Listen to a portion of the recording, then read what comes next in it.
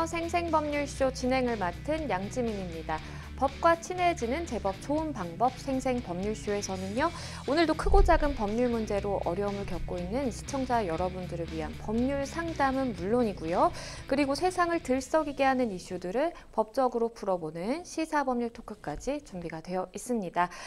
법률과 관련해 궁금한 내용이 있으신 분들은 상담 전화 02557-8295번으로 연락을 주시거나 법률방송 홈페이지에 접속하신 후 법률상담에 문의 남겨주시면 됩니다. 그리고 아래 나가는 메일로도 상담 문의 받고 있습니다. 각 분야의 전문 변호사가 무료로 성심성의껏 상담을 해드리니까요. 많은 참여 부탁드립니다.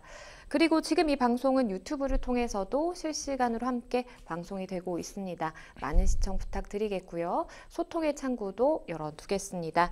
그럼 오늘 도움을 주실 변호사님 소개해드리겠습니다. 법무법인 온담의 최승호 변호사님 자리하셨습니다. 안녕하세요. 안녕하십니까. 안녕하십니까. 법무법인 온담의 최승호 변호사입니다. 네, 오늘 최승호 변호사님과 함께 시작해 보도록 하겠습니다. 네, 생생법률쇼. 그럼 오늘 접수된 상담 내용부터 함께 만나보시죠. 노인회 회원들이 임원들을 괴롭혀요. 시댁 식구들은 못 말려. 중고차 사기를 당했어요. 내가 왜 사기꾼이야? 이렇게 오늘 4가지 상담 접수가 되어 있습니다. 잠시 후 최승호 변호사님과 함께 짚어보도록 하겠고요. 시청자 여러분들도 어떤 해결책이 제시되는지 함께 해주시면 되겠습니다. 여러분은 지금 생생법률쇼와 함께하고 계십니다.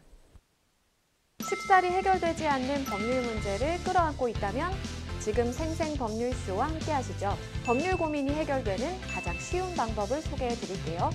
첫째, 02557-8295번으로 전화를 한다.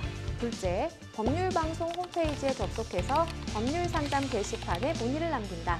셋째, 지금 화면에 나오고 있는 이메일 주소로 사연과 연락처를 보낸다. 생생법률쇼가 자랑하는 각 분야의 전문 변호사가 여러분의 더부룩한 속을 뻥 뚫어드립니다. 속 시원한 스파클링 법률 상담 프로그램 생생법률쇼. 지금 바로 전화주세요. 네, 생생법률쇼 시청자 여러분들이 법과 친해지기를 바라는 마음에서 마련된 코너입니다. 대법원 화제의 판결을 소개하고 해석해보는 판결록 시작해 보도록 하겠습니다. 뉴스와 신문에서 회자되곤 하는 판결 많이들 궁금하실 텐데요. 오늘은 어떤 사건 준비해 주셨을까요? 오늘은 스토킹 범죄 관련해가지고 다들 들어보셨을 텐데요. 만약 상대방한테 이제 부재중 전화를 계속 걸거나 내용이 확인되지 않은 전화 통화를 행위를 하는 이런 거는 사실 옛날에는 이제 스토킹이 아니라 뭐 좋아하면 그냥 연락할 수 있다라고 생각할 수도 있고 부재중 전화만 계속 떠 있는 게 과연 스토킹 행위인가 이런 부분에 대한 좀 문제가 있을 수 있는데 오늘은 그런 해당 사례를 가지고 이 얘기를 해보려고 합니다. 네, 사실 부재중 전화와 계속 뭐 이렇게 전화를 해서 받도록 유도하는 행위 같은 경우에 말씀해 주신 것처럼 예전에는 그게 뭐 범죄까지 되는 일인가 라는 생각을 했었는데 요즘에는 뭐 자칫 잘못하면 사실은 스토킹 범죄로 또 처벌이 되는 경우도 있는 것 같아요. 우선 스토킹 범죄가 무엇인지부터 좀 설명을 해주시죠. 뭐 이번에 스토킹 처벌법도 생기지 않았습니까? 네. 그래서 스토킹 행위란 상대방의 의사에 반해서 정당한 이유 없이 상대방 또는 그의 동거인 그다음에 가족에 대해서 다음 강목의 어느 하나에 해당하는 행위를 하는 상대방에게 이제 불안감과 공포심을 일으키는 행위를 이제 스토킹 행위라고 하는데 네. 뭐 강목에는 뭐 여러 가지 부분들이 있습니다. 뭐 상대방 의사에 뭐 이게 가족한테 접근을 하거나 지켜보거나 상대방을 지켜보거나 혹은 우편 전화 정보통신망 이용해서 물건, 글, 영상 등을 도달하게 해서 어쨌든 여기서 가장 핵심은 불안감과 공포심을 유발한다라는 부분에 대한 해석일 것 같거든요. 그래서 불안감과 공포심을 유발을 하느냐 이 부분이 가장 핵심일 것 같습니다. 그러면 만약에 스토킹 행위라고 판단이 되면 처벌이 될 텐데 처벌 수위는 어떻게 될까요? 처벌 수위는 우선 스토킹 행위를 만약에 했을 때는 3년 이상의 징역, 3년 이하의 징역, 그다음에 3천만 원 이하의 벌금에 처하게 되고요. 네. 우리가 이제 특수자를 많이 붙이지 않습니까? 네. 뭐 특수폭행 뭐 이런 부분, 특수강도, 흉기 또는 그밖에 위험한 물건을 휴대해가지고 스토킹 범죄를 만약에 저지르면 5년 이하의 징역, 5천만 원 이하의 벌금에 처하게 되고요. 만약에 이제 추가 범죄가 일어날 것 같은데, 뭐 접근 금지 관련된 부분도 많이 생겼습니다. 그래서 추가 범죄를 막아야 할 때 가해자랑 피해자가 반경 100m 이내에 접근할 수 없도록 1개월간 긴급 응급 조치를 취할 수 있다. 만약에 이 상황을 위반을 한 경우 1,000만 원 이하의 과태료가 부과된다. 네, 과거에는 이제 뭐 정보통신망법 위반도 그쵸. 있지 않았습니까? 뭐 네. 불안한 부호나 문자나 음성 같은 경우를 전달했을 때 그 부분보다 사실 처벌 수위가 많이 낮았거든요. 그걸 이제 가중처벌을 한다라는 의미에서 스토킹 처벌법을 만든 거기 때문에 그런 내용으로 좀 이해하시면 될 것 같습니다. 그러면 변호사님께서 가져오신 이 사건으로 좀 돌아가서요. 어떤 사례였는지 좀 설명을 해주시죠. 이 사건 공소 사실 중에 쟁점이 된 부분은 이제 피고인은 2021년 10월 29일 15시 24분경에 불상의 장소에서 피해자가 자신의 휴대전화 번호를 차단한 사실을 알고 남자친구였을 수도 있고 그쵸. 어쨌든 전화를 차단한 사실을 알고 네. 타인의 휴대전화를 이용해서 피해자에게 전화를 건 것을 비롯해서 그때부터 이제 2021년 11월 26일까지 거의 한 달 정도인 네, 것 같아요. 그러네요. 그때 이제 계속 피해자한테 전화를 한 거죠. 네. 그래서 피해자 의사에 반해서 정당한 이유 없이 정보통신망을 이용해서 피해자에게 글, 말을 도달하게 해서 불안감 또는 공포심을 일으켰다는 건데 사실 이거의 핵심은 전화를 받았냐 안 받았냐에 있었습니다. 그러니까 사실은 뭐 검찰에서는 안 받아도 처벌을 해야 된다. 근데 뭐 변호인 측에서는 안 받은 건 횟수에 포함 안 해야 되는 거 아니냐. 이런 부분이 좀 쟁점이 됐었습니다.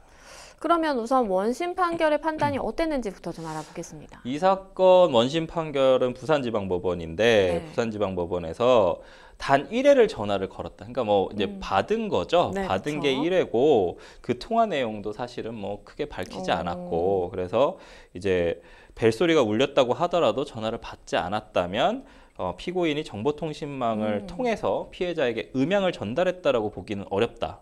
그것도 말이 사실 좀 돼요. 그렇죠? 그쵸, 전화를 안 법리적으로. 받았으니까 음성도 못 들었으니까 사실 뭐 불안감이나 두려움이 뭐가 생겼겠느냐 이런 부분들의 핵심이거든요. 근데 네. 이제 피해자의 휴대전화에 표시된 부재중 전화 문구는 전화기 자체의 기능에서 나오는 표시에 불과하고 피고인이 보낸 글이나 부호에 해당한다고 보기도 어렵다라는 이유로 이제 유죄로 인정한 1심 판결을 파기를 하고 무죄로 판단을 했습니다. 그래서 원심법원 한마디로 2심 항소심에서는 무죄로 판단을 하게 된 거죠. 이게 피해자 입장에서는 사실은 납득이 되지 않을 만한 그런 판결로 보이는데요.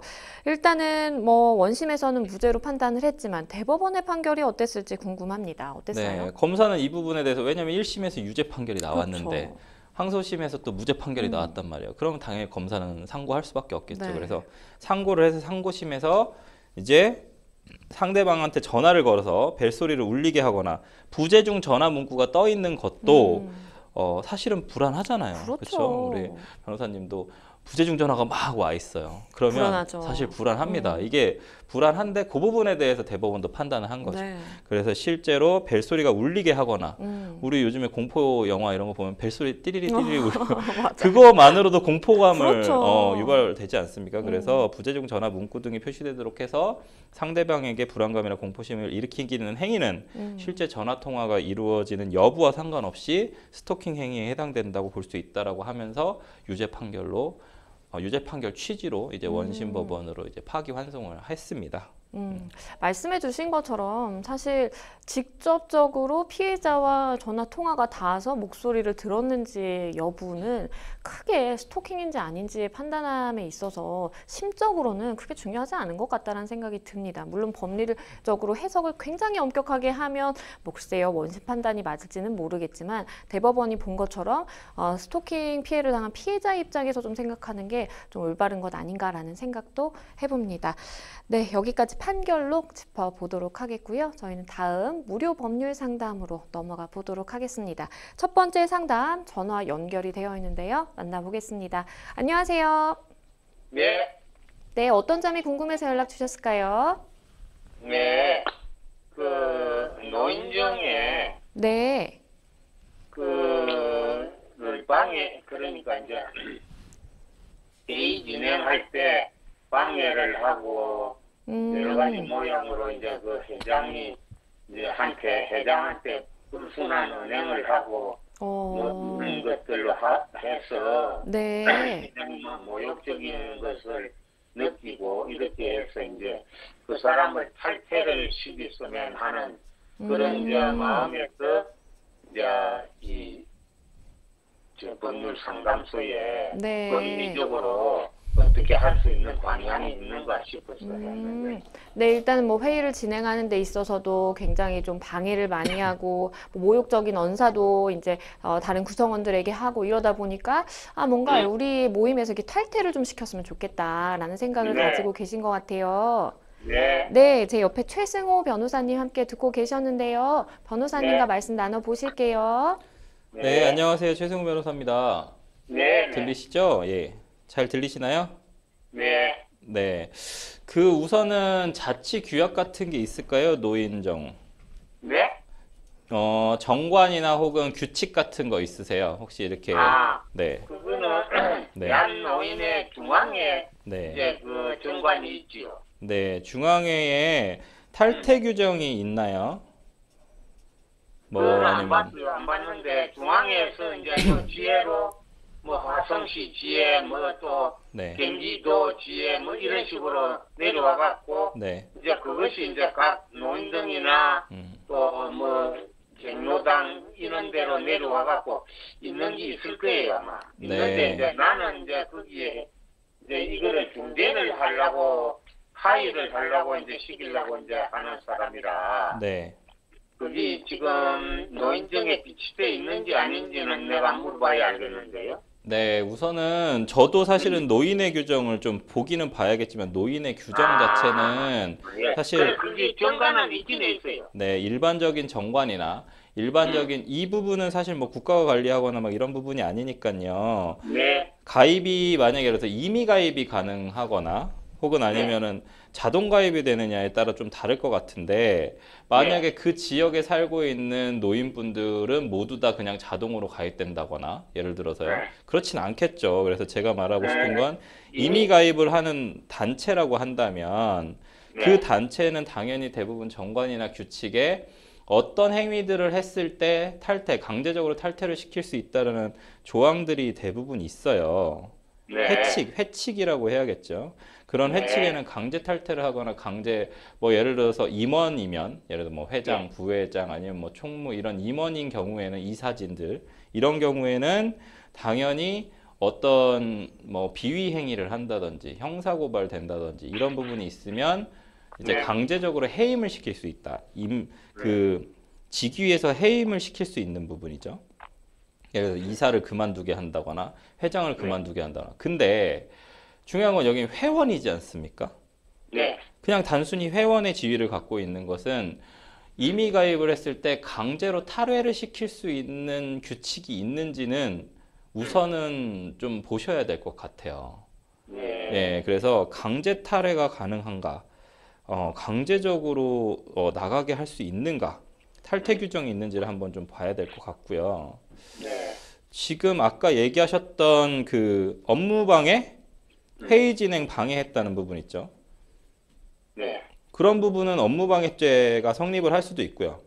네, 업무방해죄 같은 경우에는 당연히 이제 그 노인회, 그러니까 지회, 지금 이 쪽은 지부 뭐 이런 쪽이 될 텐데 거기에 임원진들이 어쨌든 의결을 해서 업무방해죄로 고소를 하게 되겠죠. 우리 지금 전화 주신 분께서 우리 상담자님이 임원이신지는 잘 알 수는 없으나 만약에 단순 회원이 단순 회원을 업무방해로 고소할 수는 없어요. 그러니까는 대표자의 지위를 가지고 그 다음에 그 집합에서 한마디로 그 단체에서 한 개인을 상대로 해서 업무방해죄로 고소를 하는 부분은 좀 진행은 할 수 있을 것 같고요.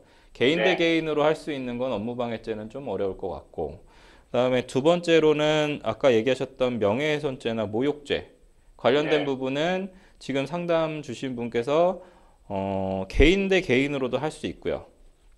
당연히 단체의 사회적 어떤 가치를 평가를 떨어뜨렸다라고 하면 단체도 그 개인을 상대로 할 수도 있고요. 그렇기 때문에 명예훼손죄나 모욕죄 관련된 부분에 대해서는 수사기관에다가 수사 의뢰를 하실 수 있다라는 부분이 있고요. 또 마지막으로는 민사상 손해배상 청구하는 건데요. 손해배상은 뭐 아까 말씀하셨던 뭐 업무방해죄에 해당되는 행위로 인해서 만약에 단체가 업무를 방해받았다라고 하면 그 부분에 대해서 당연히 손해배상 청구가 가능하고 또 명예훼손이나 모욕을 했다라고 하면 개인 대 개인으로 민사상 손해배상 청구가 가능하고요.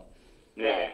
그 다음에 지금 아까 얘기하셨던 규정을 위반해서 만약에 단체의 가치나 혹은 단체가 가지고 있는 명예 이런 부분들을 하락시켰다. 이런 부분들이 있으면 단체도 개인에게 계약상 채무불이행에 의한 손해배상도 청구할 수 있지만 불법행위에 의한 손해배상 청구도 아까 관련된 조항들에 따라서 할 수도 있습니다. 그래서 이런 부분들을 다 종합적으로 고려를 하셔서 네. 이게 업무방해죄에 해당되는 부분인지 아니면 명예훼손죄와 모욕죄에 해당되는 부분인지 아니면 우리의 자치규약인 노인정 대한노인의 중앙회에 있는 회칙인지 아니면은 지회가 또 다시 구체적으로 그 중앙회에서 만들었던 정관이나 규칙을 바꿨을 수도 있어요. 그렇기 때문에 화성지회 경기도나 아니면 여러 지역 사회에 있었던 지회가 또 만약에 규칙을 바꿨다고 하면 그 규칙을 위반했다라고 해서 채무불이행에 의한 손해배상 청구도 충분히 가능하다라는 부분이고 다만 위자료 부분이 좀 궁금하실 수도 있는데 다만 이런 부분들로 만약에 고소고발전을 하고 손해배상 청구를 했을 때 위자료가 크게 나오느냐라고 한다면 상담자분께서 생각하는 일반적인 금액으로 봤을 때는 그렇게 큰 배상을 받으실 수는 없다 정도까지 말씀을 드리겠습니다. 네. 혹시 네. 추가적으로 궁금하신 사항 있으실까요? 예, 이제 결론적으로 정관을 지금 예.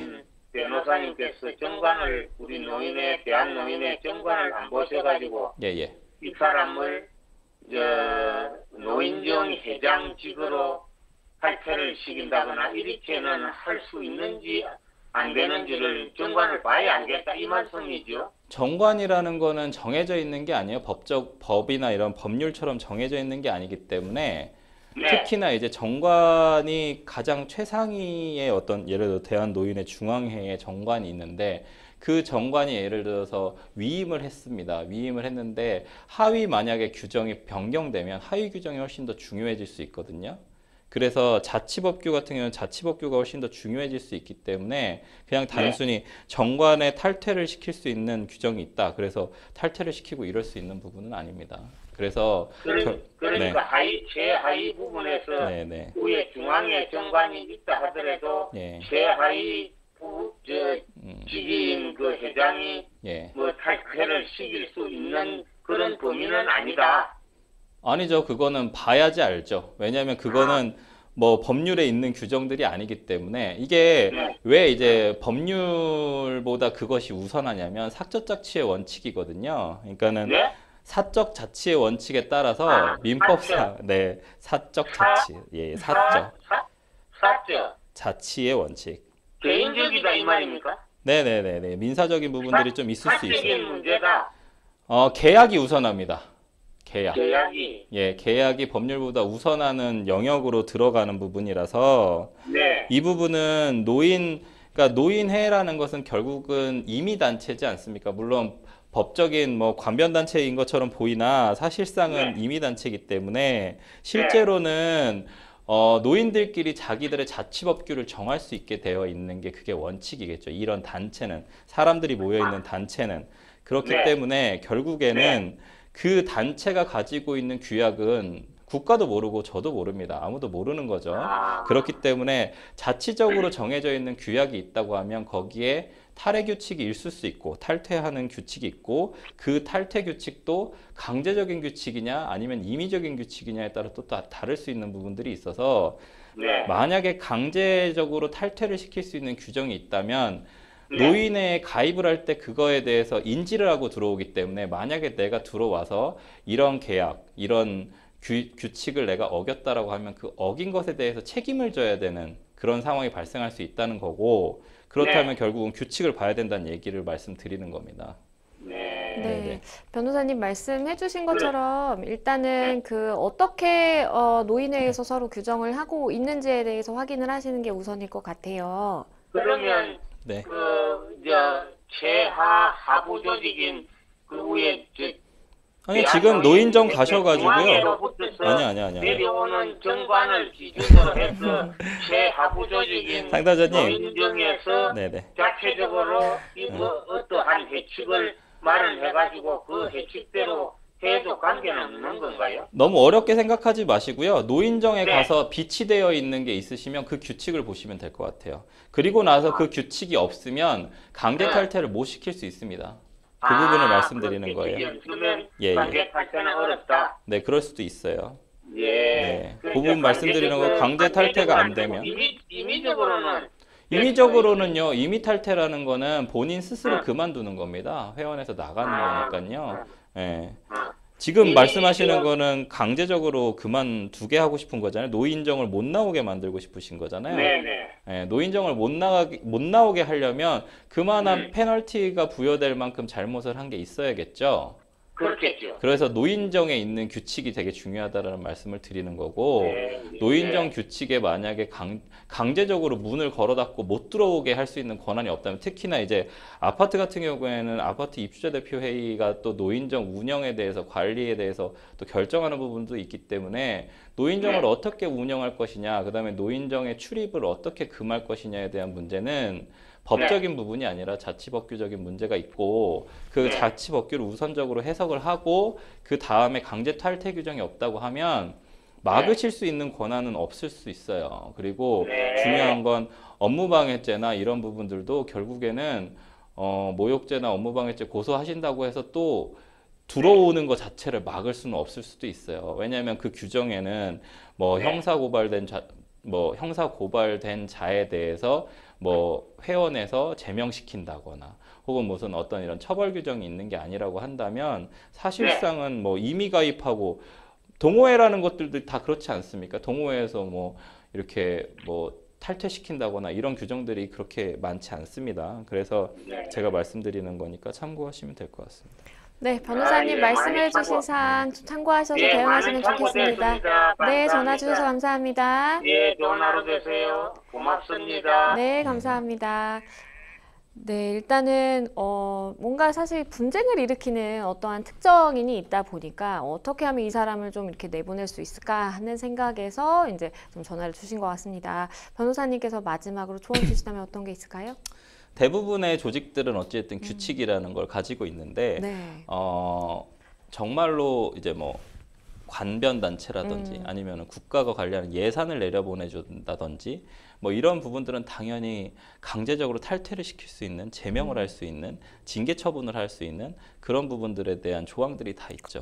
근데 이렇게 이제 어떤 사회적인, 예, 그렇죠. 뭐 새마을 뭐 이런 관련된 어떤 새마을 운동을 한다든지 아니면 그 지역 사회를 위해서 일하고 이렇게 편안하게 서로 조직해가지고 그쵸. 서로 인간관계를 나누는 그런 조직 같은 경우에는 사실 강제 탈퇴라는 게 타당한가에 대한 의문도 있지만 강제 탈퇴 조항이 있을 확률이 그렇게 높지는 않아 보인다. 네. 그럼에도 불구하고 크게 문제를 일으키는 사람이 있다고 한다면 제명할 수 있는, 의결할 수 있는 기구는 충분히 있지 않을까. 네. 그러면 이제 더 중요한 건 의결을 할 수 있다면 그것에 대해서 다툴 수 있는 그렇겠죠. 그런 제도도 필요한데 과연 네. 그것까지 마련되어 있을 것이냐, 이의 신청을 하거나 그럼 어디다가 해야 되느냐. 대부분은 이제 그 지자체가 관리를 하거든요. 그쵸. 뭐 예를 들어서 아파트 나 아니면 뭐 여러 그 지역 사회에 문제점들이 발생을 하면 결국 구청에서 관리를 합니다. 그래서 구청이나 아니면 그런 지자체에서 관리를 하기 때문에 지자체랑 연결되어 있는 부분들이 있다고 하면 충분히 이의 신청을 하거나 이런 부분들도 있을 것 같고, 만약에 그런 게 아니라고 한다면 일반적으로는 임의 탈퇴와 임의 가입이 되지 뭐 강제 가입과 강제 탈퇴 이런 부분들이 크게 있을 것 같지는 않습니다. 네, 모쪼록 잘 해결이 되시면 좋겠습니다. 여러분은 지금 생생법률쇼와 함께하고 계십니다. 쉽사리 해결되지 않는 법률 문제를 끌어안고 있다면 지금 생생법률쇼와 함께하시죠. 법률 고민이 해결되는 가장 쉬운 방법을 소개해 드릴게요. 첫째, 02557-8295번으로 전화를 한다. 둘째, 법률방송 홈페이지에 접속해서 법률상담 게시판에 문의를 남긴다. 셋째, 지금 화면에 나오고 있는 이메일 주소로 사연과 연락처를 보낸다. 생생법률쇼가 자랑하는 각 분야의 전문 변호사가 여러분의 더부룩한 속을 뻥 뚫어드립니다. 속 시원한 스파클링 법률 상담 프로그램 생생법률쇼. 지금 바로 전화 주세요. 네, 저희는 다음 상담으로 넘어가 보겠습니다. 다음 법률방송 이메일을 통해 접수된 내용입니다. 함께 보시죠. 저와 남편은 2년 전 결혼했습니다. 저는 얼마 전 첫 아이를 출산했고 첫 손주를 맞이하시는 것이라 시부모님이 크게 기뻐하셨습니다. 그런데 생각지도 못한 문제가 시작됐습니다. 시부모님께서 아이와 제 컨디션이나 생활 패턴은 안중에 없으시고 아기가 너무 보고 싶으니 영상통화를 하게 해달라. 아이가 지내는 모습을 영상으로 찍어서 하루에 3번 이상 보여달라며 시도 때도 없이 연락을 하시는 겁니다. 아이 낳고 제 몸을 추스리랴 아이 돌보랴 정신이 없는데 시부모님의 연락까지 받아야 하는 통에 저는 밤잠을 설쳐야 할 정도였습니다. 간섭은 더욱 심해졌습니다. 시댁 식구 모두가 있는 단체방에 저를 초대해서는 집안 대소사부터 매일 아침 안부 인사, 일상 대화까지 하기를 원하셨고 제가 대답을 제때 하지 않으면 며느리 무슨 일이 있니? 올케 혹시 우리 이야기가 기분이 상한 거야? 이런 말들이 이어져서 이 출산 휴가를 끝내고 복귀한 회사 업무에 지장이 있을 정도였습니다. 게다가 아기를 돌봐주겠다며 약속도 없이 불쑥 찾아오시기 일쑤여서 아기 돌보랴 시댁 어르신들 접대하랴 주말에 쉴 수가 없었습니다. 너무 힘들어서 남편에게 더 이상 식구들이 찾아오는 것이 부담스럽고 집안 대소사 결정은 남편에게 전해달라고 말했습니다. 그러자 남편은 그것도 이해를 못하냐고 실망한 기색이었습니다. 게다가 남편은 퇴근하고 돌아오면 아이도 돌보지 않고 나는 돈을 벌고 너는 집안일을 하는 것 아니냐며 아이가 울어도 달래지도 않고 모르는 척을 합니다. 산후조리 때부터 시댁에서 받은 스트레스에 남편과의 소원해진 관계로 인해 산후우울증 진단을 받아 병원 치료까지 시작을 했습니다. 그러자 남편은 시댁이 싫어서 우울증까지 걸리냐는 말까지 했고 저는 더 이상 이런 남편과는 살 수 없다는 생각까지 듭니다. 저는 어떻게 해야 할까요? 일단은 너무 속상하실 것 같아요. 아이를 출산하고 굉장히 심리적으로도 좀 불안할 수도 있는 그런 상황임에도 불구하고 이걸 전혀 이제 배려받지 못한다라고 생각하면 참 속상할 수 있을 것 같아요. 우리 상담자님처럼 출산을 하고 아니면 그 직전에 뭐 출산 전후로 해서 시댁과 갈등을 빚는 경우가 좀 있죠. 저는 이 마지막 부분을 보면서 너무 옛날식인 것 같아요. 그러게요. 어떻게 남편이 그것도 이해를 못하냐면서 실망한 기색에 나는 돈을 벌고 너는 집안일을 하는 거 아니냐. 사실 요즘하고 좀 안 맞는 것 같긴 한데 네. 뭐 우리 MC님도 아시겠지만 출산 전후가 많이 육체적으로나 정신적으로 그쵸. 상당히 힘들지 않습니까? 근데 이런 상황에서는 지혜가 좀 필요한 상황이 아닌가 싶습니다. 네. 네. 사실 이제 첫 손주이다 보니까 뭐 시댁의 입장에서는 너무 보고 싶고 자주 보고 싶고 뭐 이렇게 그런 마음을 갖는다라는 것도 좀 일면 이해는 되는데 그런데 무엇보다도 이제 며느리가 그게 좀 부담스럽다라고 하면 사실은 그런 것도 고려해 주셔야 될 법한데 시댁 식구들의 지나친 간섭, 이혼 사유가 될 수 있을까요? 당연히 될 수 있죠. 근데 제가 사실은 앞에 부분까지 아까 남편의 반응 바로 전까지는 일상에서 일어날 수도 있고 며느리의 입장이 맞을 수도 있고 뭐 이제 시댁의 입장이 맞을 수도 있고 며느리가 그쵸. 좀 과도한 거 아닌가 이런 생각을 할 수도 있는데 네. 어쨌든 남편이 그런 자기적인 말들을 했지 않습니까? 상처가 되는 말들. 그렇죠.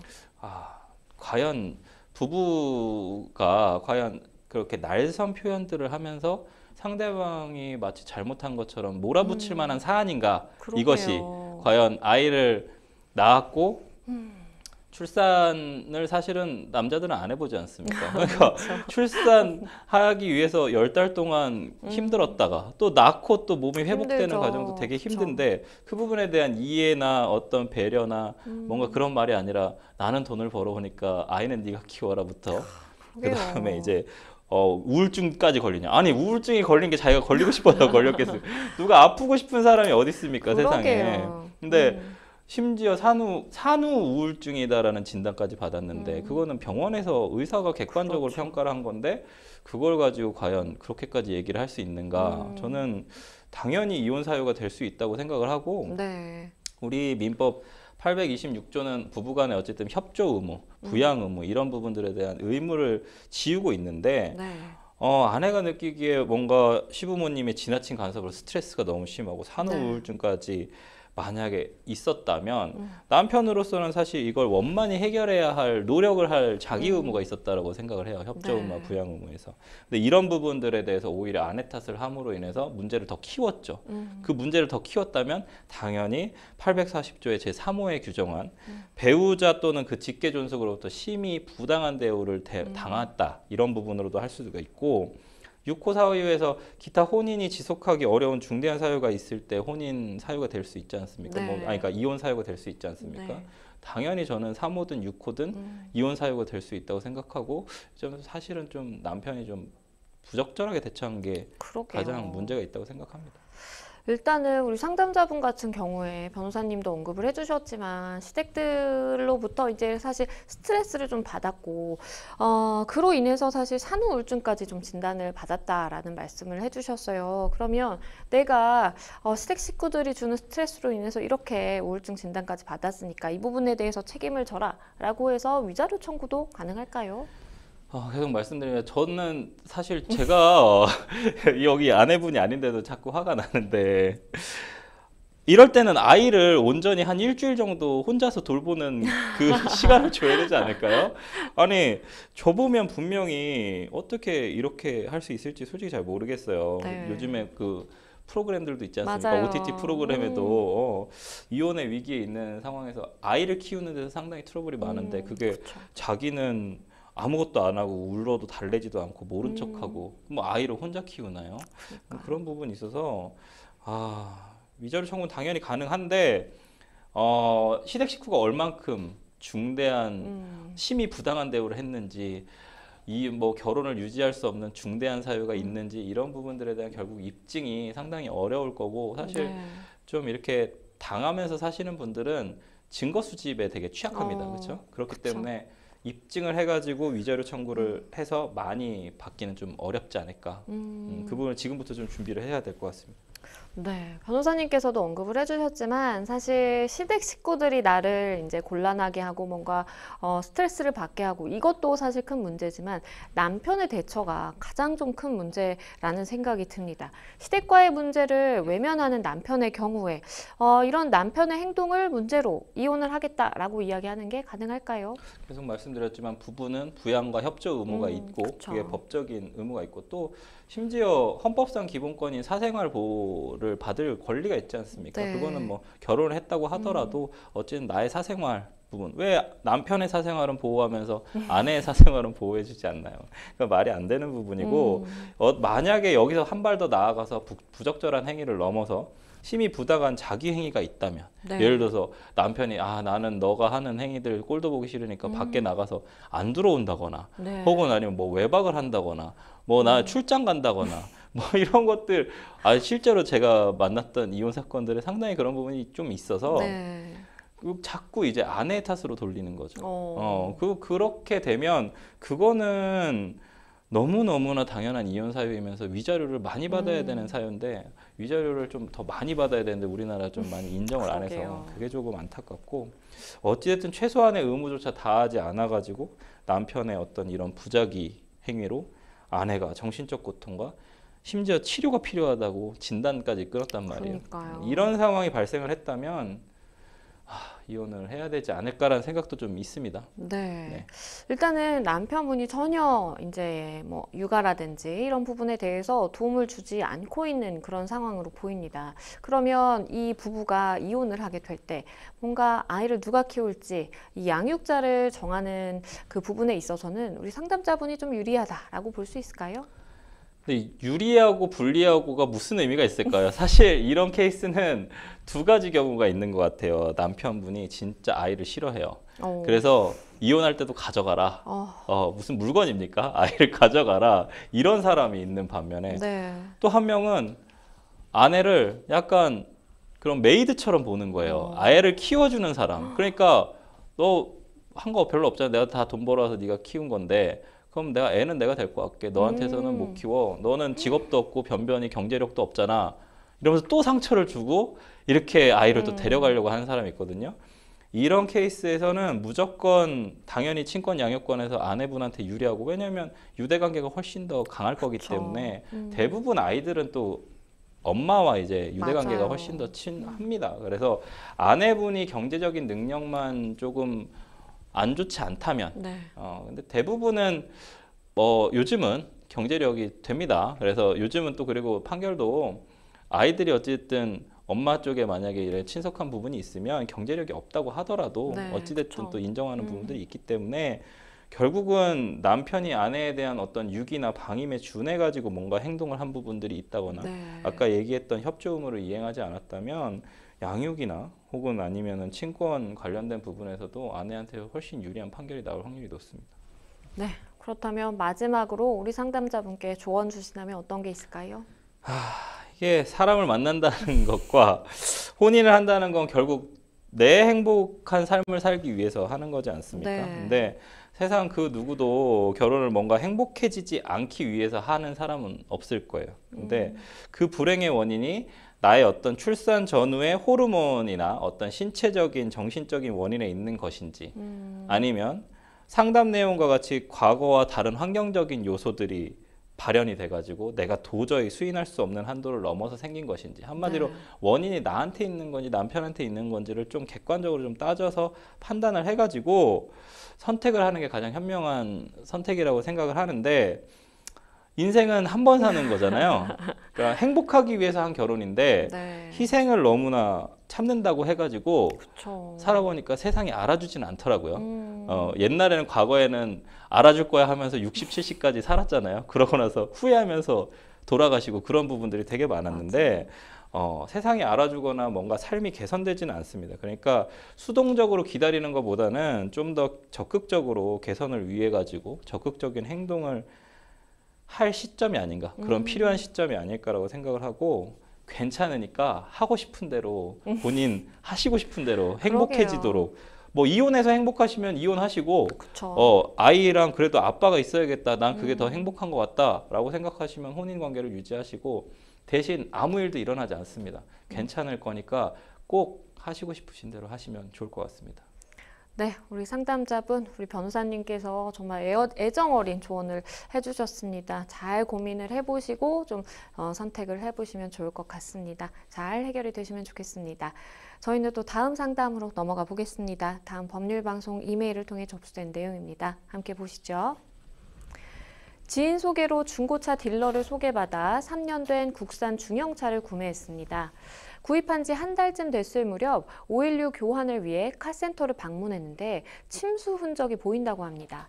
성능 기록부상에는 해당 내용이 명시가 되어 있지 않고 판매했던 딜러에게 연락하니 완전 침수가 아닌 부분 침수라 문제되지 않는다고 주장을 하고 있습니다.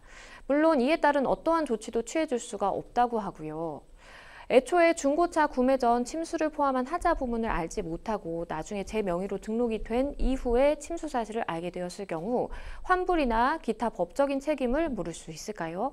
차가 안 움직이는 건 아니지만 3년 된 중고차 중 킬로수가 적고 완전 무사고라는 메리트로 이 동급 연식 대비 시세보다 높은 가격에 구매를 했는데 침수 판정을 받으니 잠이 안 올 지경입니다. 저는 이제 어떻게 하면 좋을까요? 일단은 차가 이 외형적으로 이제 겉에만 보면 사실 괜찮았고 조건이 좀 좋았어요. 그러다 보니까 시세보다 더 높은 금액을 내가 내고 샀는데 알고 보니 침수차였다라는 겁니다. 정말 좀 황당하실 것 같은데 중고차 사기로도 좀 볼 수 있을지, 중고차 사기의 좀 대표적인 유형은 어떤 게 있을까요?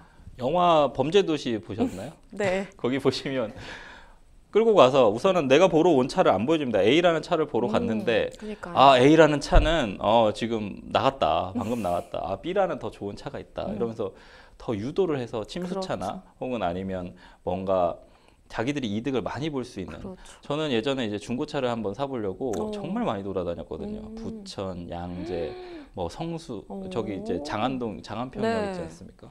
대한민국에 나름 중고차 있는 곳을 다 알아보면서 중고차 딜러도 되게 종류가 많더라고요. 아, 그래서 그래요? 매입 딜러와 뭐 이런 오, 여러 딜러들이 있는데 그런 것들을 알아보고 나면 결론은 그겁니다. 걔네들한테 마진이 가장 높은 부분을 만들어 가지고 팔아요. 중고차를 사실 잘 사는 건 거의 불가능에 가깝습니다. 좋은 중고차를 그런가요? 산다는 건 거의 불가능에 가깝기 때문에 가셔가지고 중고차 사기는 정말 다양해요. 그렇기 그쵸. 때문에 결론적으로는 싼 거 같은데 싸지 않습니다. 싸면 비지떡이고 비싸면 사기. 더 크게 당하시는 거니까 네. 중고차 매매단지 여러 군데 돌아다니시고 뭐 여러 허위 매물들 정말 허위 매물들 정말 많거든요. 그런 부분들이 허위 매물이 가장 대표적인 사기라고 볼 수 있죠. 그러게요. 예. 그러면 우리 상담자분 같은 경우에 이제 침수차라는 거 알리지 않고 좋은 점만 막 부각을 해서 이렇게 팔았단 말이에요. 그러면 결국에는 사기죄로 고소를 하는 게 가능할까요? 사기죄 그래서 중고차 사기 해가지고 고소 당하는 경우 상당히 많죠. 네. 근데 이제 결국은 사기죄에서 피해 나가려고 이제 중대한 부분이었냐, 중요한 부분에 그쵸. 대한 설명이었냐 아니냐 이런 부분인데 이건 너무 의도적이잖아요. 그러니까. 뭐 부분 침수는 침수가 아닌가요?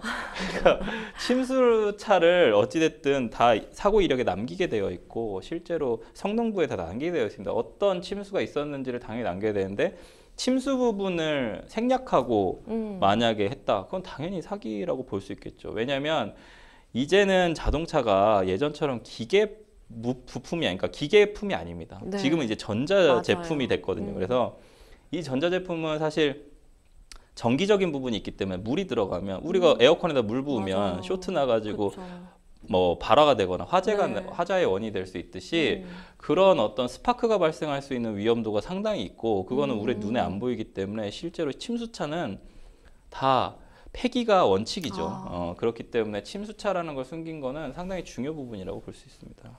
그런데 중고차 사기 관련해서는 입증 자료가 부족한 경우도 좀 상당히 있는 것 같아요. 네. 뭐 차에 대한 전문가가 좀 아니다 보니까 그 자료 수집이 어려울 수도 있겠고요.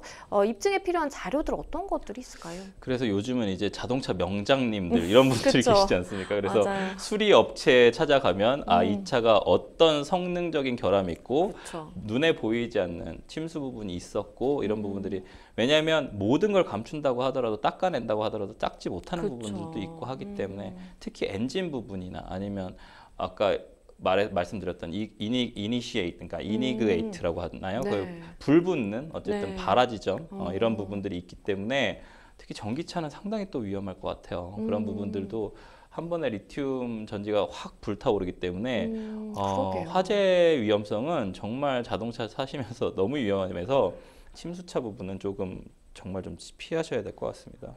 그러면 지금 상황에서 우리 상담자분께 조언을 주신다면 어떤 게 있을까요? 지금 같은 경우에는 우선은 사기 고소를 하고 네. 당연히 돈을 지불했던 걸 돌려받아야겠죠. 그래서 네. 손해배상 청구를 한다든지 뭐 부당이득 반환 청구를 한다든지 부분이 좀 있어야 될 것 같고요. 만약에 이제 상대방이 돈이 없을 수 있습니다. 그렇죠. 돈이 없으면 사실 좀 어떻게 안 되죠.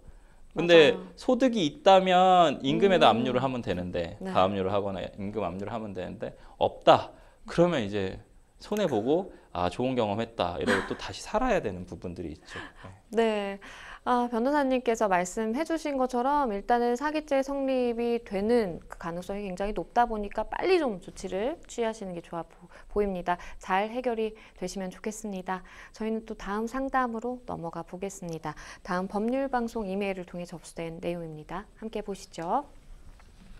얼마 전 회사 동료와 이야기를 나누던 중 자그마한 다툼이 있었습니다.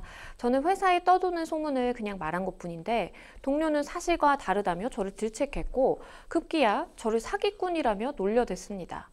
회사 동료들이 우리의 대화를 지켜보고 있었기에 창피하기도 했고 무엇보다 저를 사기꾼이라고 표현한 것이 화가 나는데요. 저는 사기 전과도 없는 사람인데 말이죠. 이 동료 직원을 허위사실 적시 명예훼손 혐의로 고소할 수 있을까요? 일단은 회사 동료로부터 너 사기꾼이잖아 뭐 이런 얘기 들으니까 당연히 이제 기분이 나쁠 수 있겠죠. 그러다 보니까 뭔가 이거 고소하고 싶다라는 생각을 하시는 것 같아요.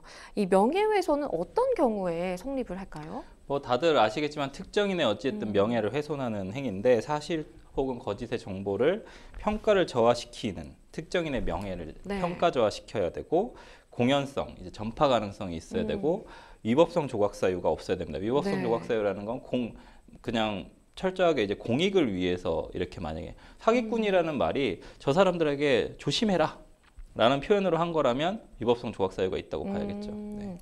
그러면 여기서 말하는 사실의 기준은 또 어떤 걸까요?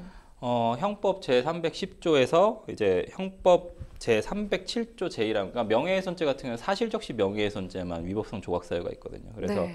진실한 사실로서 오로지 이제 공공의 이익에 관한 때는 처벌하지 않는다라고 규정을 하고 있는데, 여기서 이제 진실한 사실이라고 하면 그 내용 전체의 취지를 살펴볼 때 네. 이제 중요한 부분이 객관적 사실과 합치되지 않는다. 그러니까 합치되는 사실이라는 의미로 이제 세부에 있어서 진실과 약간 차이가 나거나 다소 과장된 표현이 있다고 하더라도 무방하다.